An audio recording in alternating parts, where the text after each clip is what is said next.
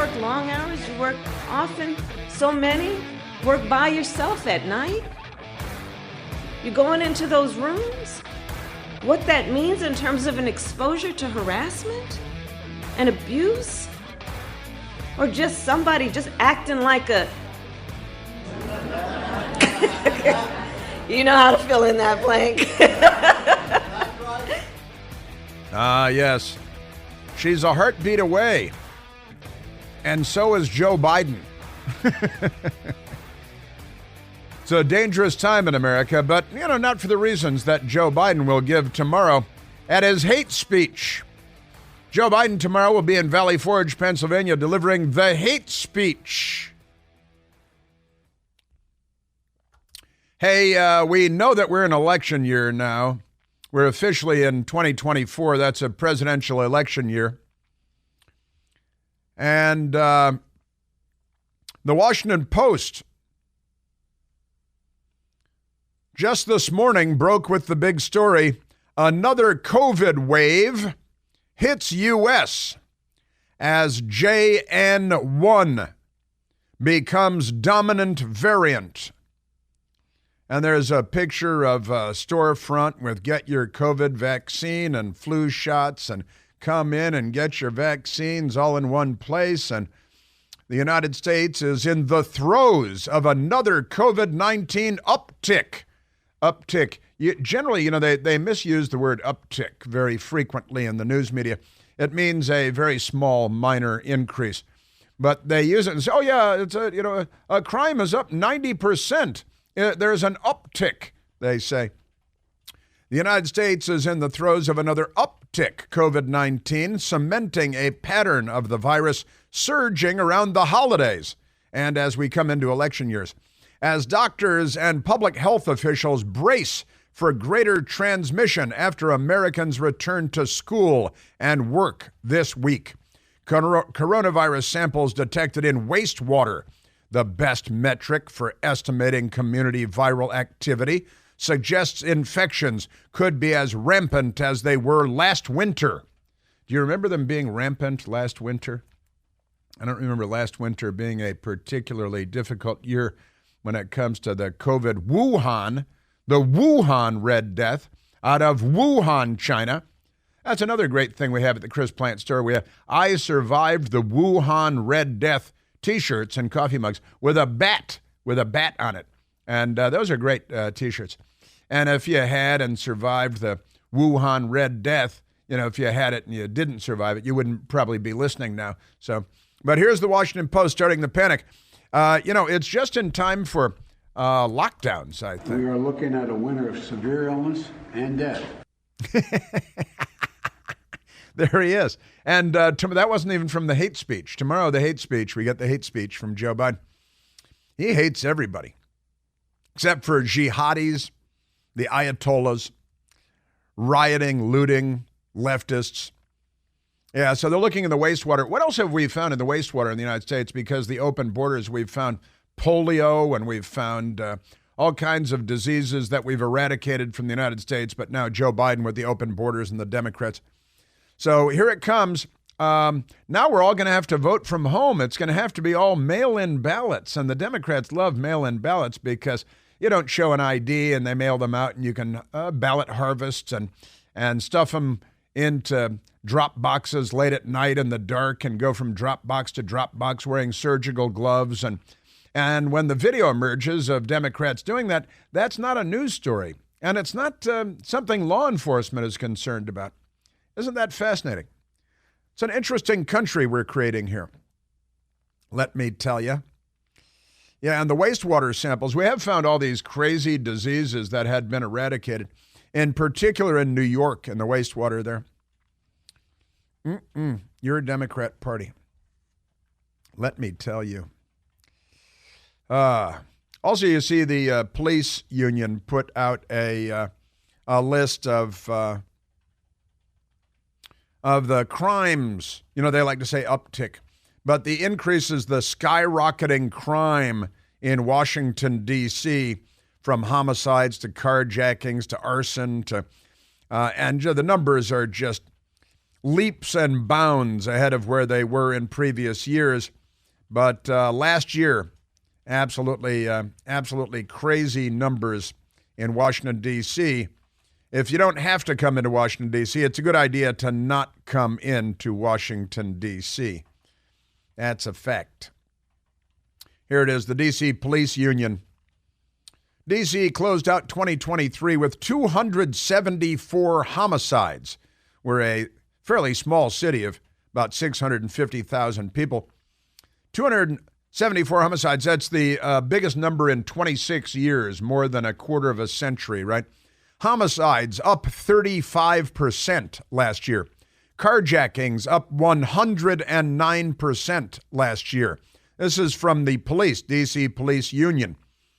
So homicides up 35, carjackings up 109%, robberies up 67%, violent crime up 39%, car theft up 82%.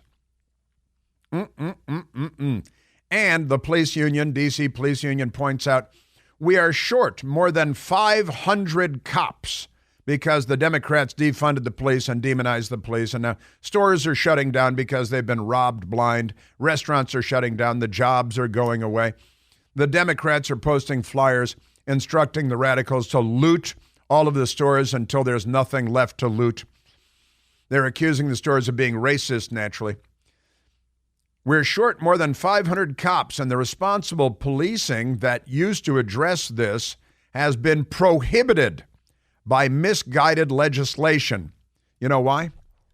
Democrats in Washington, D.C.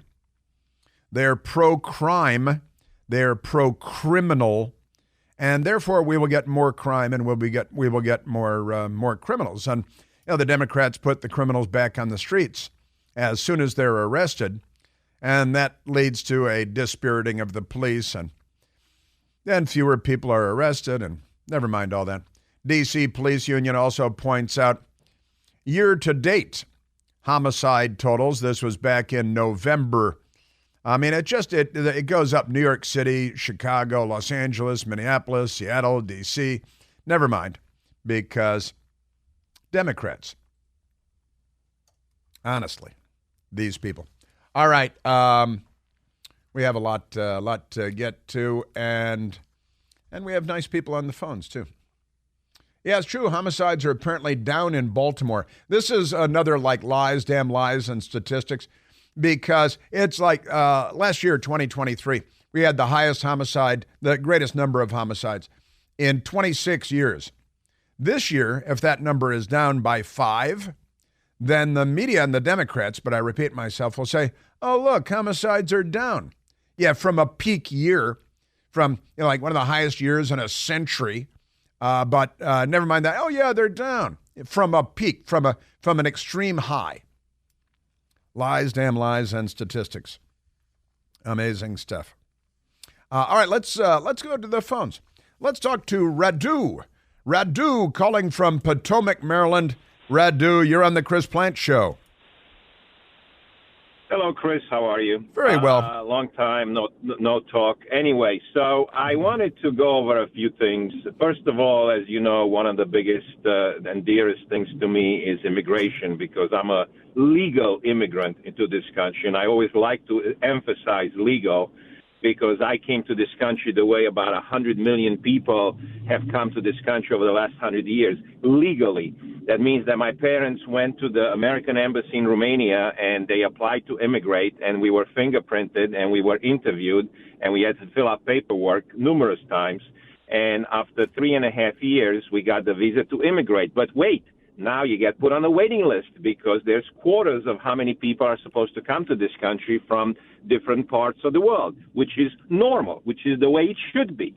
So 4.5 years after that, our number came up. So 8 years after we applied, we immigrated to this country legally. All right. 7 years after that, we became American citizens. That was about 45 years ago. Anyway, so me as a legal immigrant, I am very anti-illegal immigration. And I think every single illegal immigrant should be thrown out of this country. And I don't care what you call them. I don't care what acronym you use. I don't care if it's DACA or dreamers or whatever else you want to call them.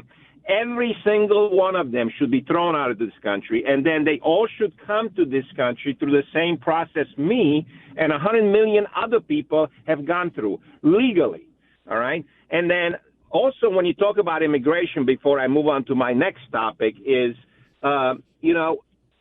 you had almost 8 million people that came to this country illegally under the leadership, or I should say no leadership, of Joe Biden. And people complain when Abbott buses 30,000 people to New York City over the last couple of years, a city of 16 million people. Where do they expect this 8 million illegals to stay? All in Texas and Arizona? Where do the Democrats think they should stay? Only in Texas and Arizona? It's such a ridiculous thing. Anyway, moving on to this thing with Donald Trump and the insurrection and the fact that he's off 2 ballots, Colorado and Maine. So I thought in America you're innocent until proven guilty. Well, that's if you're not Donald Trump. Because if you're Donald Trump, even though you were not charged with insurrection yet, even though you did not go to trial, even though you were not found guilty, they find reasons to take you off the ballot because of insurrection. Isn't that amazing that happens in America? I'll tell you, the America that I came to 45 years ago does not resemble the America of today. Thankfully, I'm very close to retirement. I'm a few years away from retirement. I have a house in the mountains on the West Coast, and I try to spend more and more time out there. And when I'm going to retire, I'm going to move there because it's a town of about 3,000 people, and there's probably more bears than there are people over there. and I don't want to see people anymore because I've lived in New York City for 32 years, and I've lived in the D.C. area for the last 14 years in big cities with millions of people. And you know, the young generation, I raised two very nice young men who are 29 and 27 respectively, have good jobs, they have families. But right now, me and my wife and my 2 gigantic St. Bernards are looking forward to moving to the mountains because I am not, unfortunately, we're heading in the wrong direction. I'm going to shut up right now. If you have any questions, if not, I'm just going to hang up and listen to you. You're great, Radu. I was very happy to see your name on the big board. Great to hear your voice. You're not alone in your concerns. I can guarantee you that. And I don't want you to move away, but I understand going to a mountain and bears and a small number of people. I get it. It can be very frustrating, and it's exhausting because the left is here. And you said the country that we're living in now does not resemble the country that you immigrated to more than 40 years ago. And I understand that completely, too. And Radu, you escaped the Eastern European, the hobnailed boot of the communist state, and you came to the United States, and what we're watching now, Radu, is the hobnailed boot of the left, isn't it? Well, that's what it is. And you know, I remember the only thing, I don't admire him, but the only thing I respected about Bernie Sanders, and I can't stand him, is that he always told you he was a socialist, you know, but nobody else did. Right now, more and more people are telling you they're proud that they are socialist, and some even tell you that communism is great. And for somebody that's lived under it, and we came away from it, to see that change, to see the younger people who believe, oh, yeah, socialism is great. We should, take, from the rich and give it to the poor, and everybody should be equal.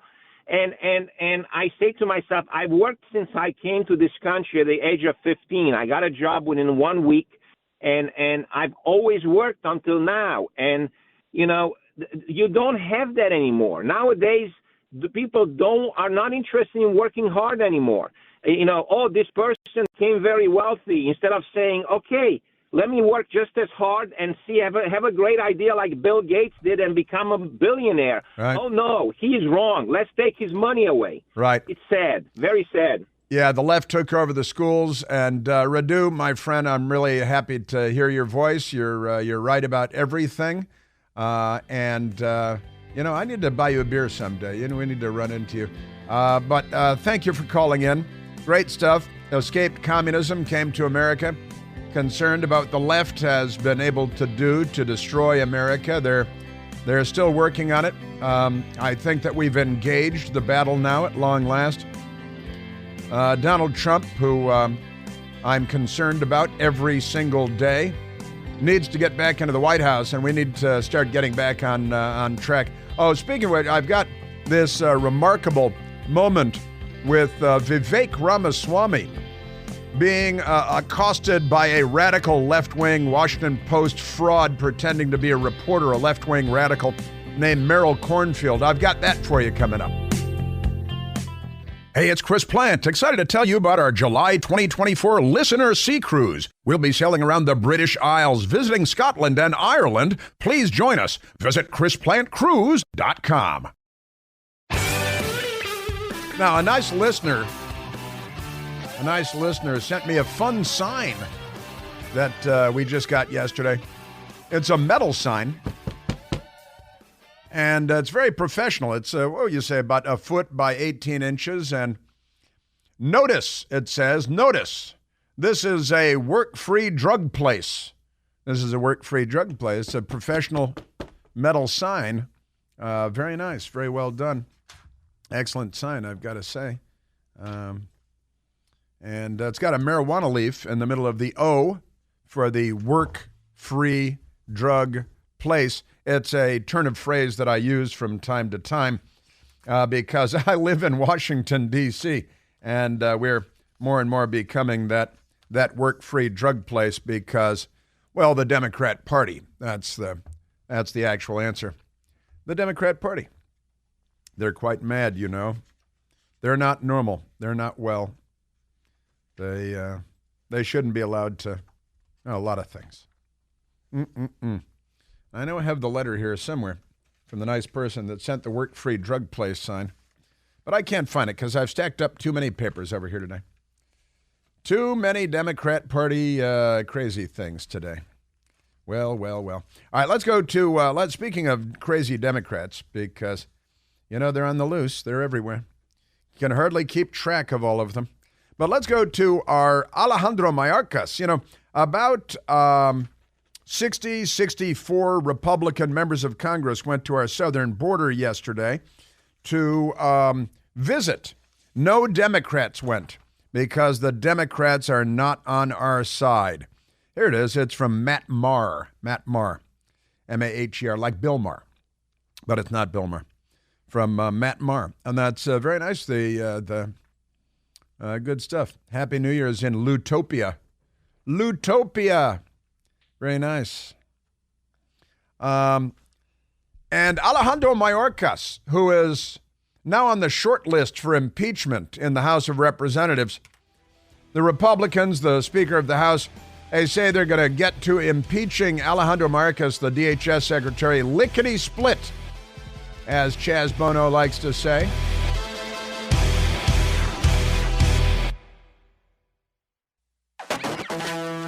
Yeah, I like the big sign. Notice this is a work-free drug place with the pot leaf on the thing. From Matt. Where is Matt? I hadn't read the whole letter here. Matt in Florida? Matthew. Florida is sunny all year long, isn't it? Florida is sunny all year long. Yeah. And Brother Sean. You bet. Fun letter, too. Thoughtful letter. Now that I've gotten to it. Now that I found it. All right, let's get to the... I've got an update on the terrorist attack in... we got a bit of audio, too, with this. The terrorist attack in Iran yesterday where 2 bombs blew up, and who knows how many people, 84 or 103, or the numbers are all over the place because it's Iran, and, you know, the Ayatollahs are in charge. But it turns out that ISIS, the Islamic State, has taken credit for the terrorist attack at the Qasem Soleimani event at the Martyrs Cemetery in Iran yesterday. 2 bombs, 2 explosions, whole bunch of dead people. And this is what it sounded like in Iran. And again, keep in mind, this is the Islamic State claims responsibility for deadly blast at ceremony for slain Iranian commander. General Qasem Soleimani is a terrorist, of course. And now the Islamic State, ISIS, taking responsibility. The latest numbers are 84 dead, 284 injured, but they will continue to be all over the place because it's Iran. And what did the Iranians do yesterday after the blast? They came out and chanted this. No one has claimed responsibility for today's blasts in Iran. ISIS has carried out terror attacks there before. But tonight, crowds in Iran chanting death to Israel and death to America. They're chanting death to Israel and death to America because ISIS, a radical Islamic jihadi terrorist group, blew up a bunch of Iranians who were celebrating the murderous life of the now thankfully deceased General Qasem Soleimani of the Islamic Revolutionary Guard Corps, the IRGC. And so they chanted death to Israel, death to America, because their cousins are blowing them up. The world is in a very bad place now. If we only had a president of the United States, that'd be wonderful, wouldn't it? Unfortunately, we've got Joe Biden living in the White House.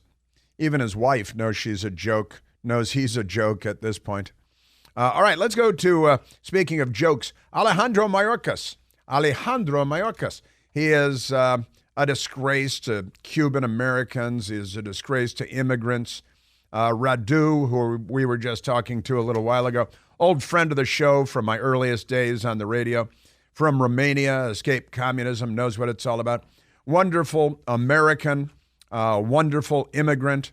And Radu is what this country's all about, bringing in great people from around the world, 1 million a year that we take in legally. But the Democrat Party, we had, again, in the last 3 months of last year, we had more people come illegally into the country across our southern border alone, a number greater than the population of a number of our states, just in 3 months. And the Democrats are here to destroy America. This is the fundamental transformation of America. They are not on our side. Just saying. Now, the idiot, Alejandro Mayorkas, he was on with his pals on MSDNC yesterday. And they said, well, gosh, what about the border, all the things going on at the border? There are a few people coming because MSDNC is just filthy, corrupt, and Democrat Party shills. And Alejandro Mayorkas actually came up with this whopper. This is one that they peddle because they're deranged. Migration, the challenge of displaced people, is a subject that comes up in every single conversation. We have the effects of climate change, poverty, increasing level of authoritarianism, the very many challenges that are at the root cause of the displacement of people around the world. The root cause of climate change, poverty, but I thought socialism was a utopia. Venezuela went full socialism, right? They're socialists, and yet people are fleeing like the place is on fire. Maybe there's, a new strain of the Wuhan Red Death. Maybe, but it's climate change and authoritarianism. Well, we've got growing authoritarianism here. The Democrat Party is using a corrupted FBI, a corrupted Justice Department, and other corrupted government agencies, our intelligence community corrupted by the left, and Communist Party voter penitentiary face John Brennan. You know, if you're fleeing authoritarianism, don't come here. You're not getting away from it. And climate change, because climate change. Now, again, these people are fleeing countries where a lot of us go on vacation. I've been to Ecuador on vacation. Panama, what do they call the Northern Triangle? They come up with these ridiculous labels. Been to most of these countries on vacation. But it's climate change, authoritarianism, poverty. We've got growing poverty here. You know why? Because millions of poor people are coming into the country illegally. And then we got this idiot in New York who for a moment at least, I had some hope that Eric Adams, a former police officer himself, would be a good mayor of New York City. But I was wrong. I was overly optimistic. And Eric Adams was on with Wolf Blitzer on CNN yesterday. And where you see this guy who works for CNN that said he is a leftist who's anti-Israel, says he was fired from his job being Santa Claus at a store because of his anti-Israel position. I was like, well, you're a radical leftist, a hate-filled, genocidal anti-Semite. Just be happy with your job at CNN. You found a home. Really, we don't need anti-Semite Santa Clauses anyway. But here's Eric Adams, the mayor of New York City. He's a Democrat. He was on CNN with Wolf Blitzer. And they're attacking Governor Greg Abbott because a few of the illegal aliens that have spilled across our southern border into Texas and Arizona and New Mexico and California, just a few of them have been sent to New York. A comparatively tiny number have been sent to New York. And listen to the use of the language, the hyperbolic language. Have you been outsmarted by the Texas governor, Greg Abbott? Outsmarted. No, anyone who has a diabolical mind would do diabolical things. Diabolical. To just treat people in an inhumane way. To just treat people in an inhumane way. And Wolf Blitzer said, have you been outsmarted? What is he trying to, is it a chess game? Is it, what do you mean outsmarted? It's, New York is a sanctuary city. California is not a sanctuary state. Democrats are sanctuary liars. And so they get a few, just a few. This is the stuff that falls off the edge of the table. And did you get outsmarted? Well, I didn't realize I was jousting with outsmarted. What kind of a crazy question is that? And then he's diabolical? Diabolical?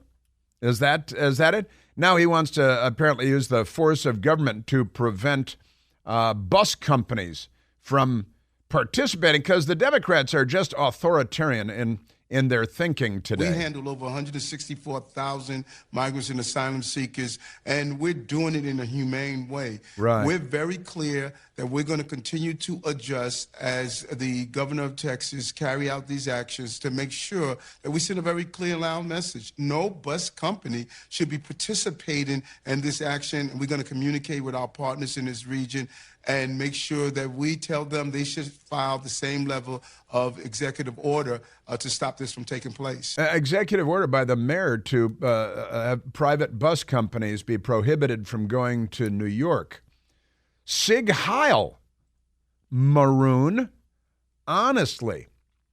And that's the humanitarian thing, to keep them from coming to New York. It might be actually less likely to be thrown in front of a subway train and murdered or stabbed or shot to death because New York is so dangerous.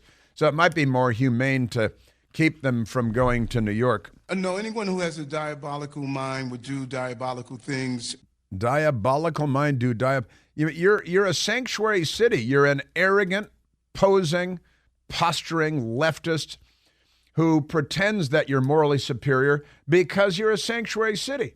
And now you think you can use an executive order to keep buses from going into New York? These are private companies. And the humane thing is to, leave them in New Jersey? These people, can I tell you? There is there are so many things. Now, transitioning, is there gender transitioning? President of Harvard University, Claudine Gay, she wrote a piece in the New York Times which claims that she's a victim of some kind. What just happened at Harvard is bigger than me, she says. That's the headline. And she goes on, and it's about racism, and everybody's a racist except her. She's just an anti-Semite, which is being a racist, by the way. And she's a serial plagiarist, and her academic credentials are not up to snuff. And it becomes clear as time passes that she was chosen to be president of Harvard in the shortest search in modern times for any president of Harvard. It's clear that they did not review her academic products, limited though they may be, that they did not review them for plagiarism, for example, because there are now more than 40 and I think even more than 50 allegations, accusations of plagiarism on her part. And she says it's bigger than me. I believe that's true. It is bigger than you. It's about the left and all of the corrupt practices that the left has inflicted upon all of us across the United States of America. It's about diversity, equity, and inclusion, which the Reverend Al Sharpton actually mentioned in his radical extremist racist statement yesterday defending Claudine Gay. He's like, oh, this is an attack on DEI, on diversity, equity, and inclusion. And, on some level, they're not wrong about that. It's about time normal people stood up against the racists. Yeah, well, good luck with that one. Diversity, equity, inclusion, of course. And then you've got the other practices that they have, critical race theory, for example, which holds that all white people are oppressors, although we give you electricity, don't we? And, medical care. We invented all that. You like your phone? We're going to take it away. But never mind that. The division, exclusion, and indoctrination, all right? That's diversity, equity, and inclusion, they call it. I always, for a long time now, been reversing that. I see other people doing this and say, I call it diversity, inclusion, and equity because that's DIE. DIE America is their program. Division, indoctrination, and exclusion.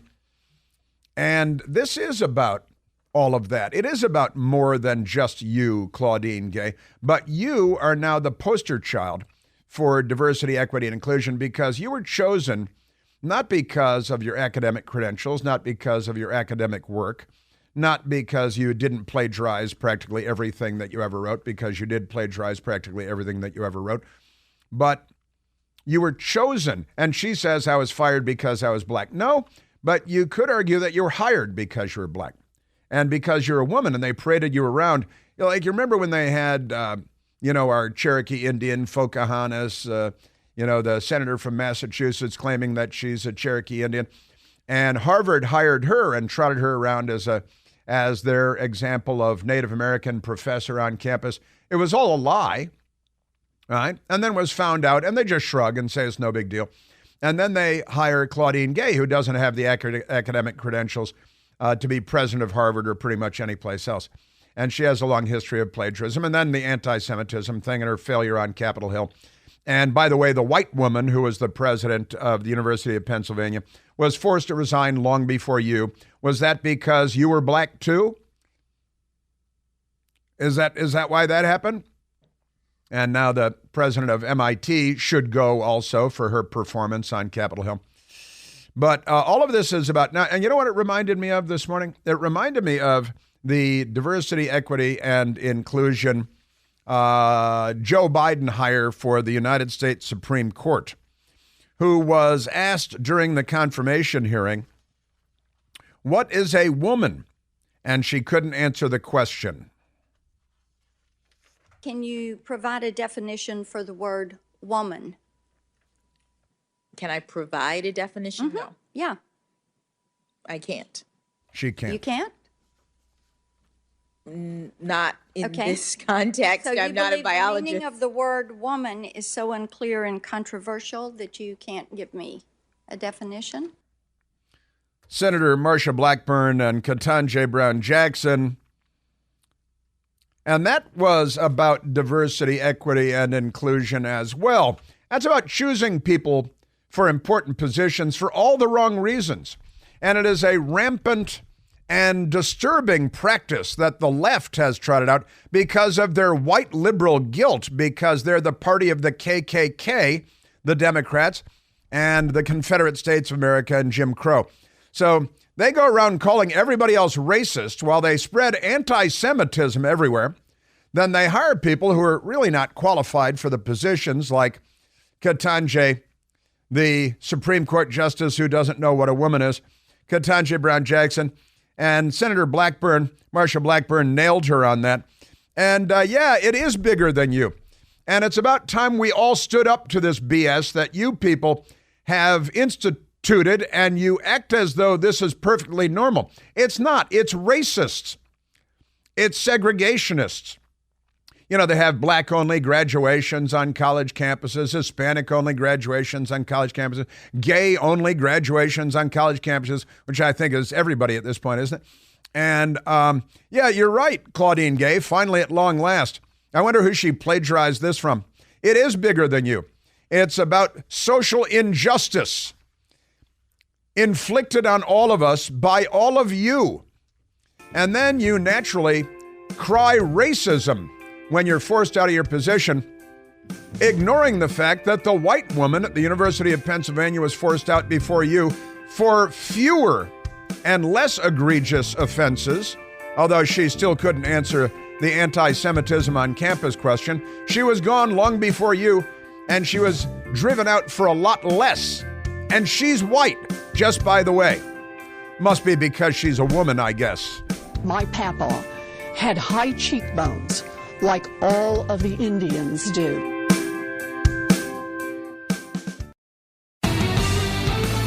And I want to go to Vivek Ramaswamy, who was in Iowa yesterday and was accosted by a corrupt Washington Post reporter who pretends to be a journalist named Meryl Cornfield, you know, like that Twilight Zone episode.